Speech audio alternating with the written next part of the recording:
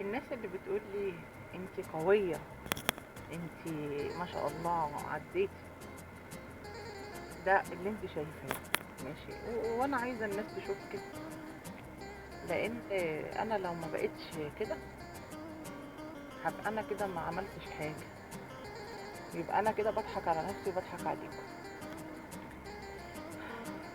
لازم تبقي قوية، لازم تقفي، لازم تكملي. انا ناس كلمتني منكم،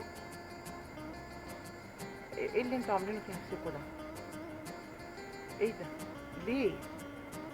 سكر وضغط ومشاكل صحية كبيرة وحاجات، يعني احنا قلنا احنا بغينا عن الحاجات دي كلها. وحاولي تقومي وحاولي تكملي. اولا واخيرا احنا قلنا ان ده قضاء ربنا، مش معنى كده ان انا مش حزينة زيكم، بالعكس ربنا اللي يعلم بكل واحد فينا عامل ازاي. لكن الحياة مش هتقف، الحياة مش هتقف. لازم نقوم ونكمل ونشوف ايه اللي ورانا وورا ولادنا. لو ما عندكيش ولاد، انتي فينك انتي من كل ده؟ فين صحتك؟ فين اهدافك؟ ملكيش مستقبل عايزه تعمليه؟ مفيش ملكيش اهداف؟ ملكيش اي حاجه عايزه تعمليها يا ستي؟ لو مفيش، يبقى انت يعني صلاتك واذكارك وقرانك، قدرت تروحي تعملي عمره روحي واعملي له معاكي. اعملي صحبه جديده، اطلعي اخرجي اشتغلي، كلمي اصحابك القدام، الناس الكويسه اللي احنا فقدناهم في حياتنا ومع الحياة والمسؤوليات نسيناهم. كل واحدة بقت مشغولة في حياتها. انتي قربي للناس الكويسة،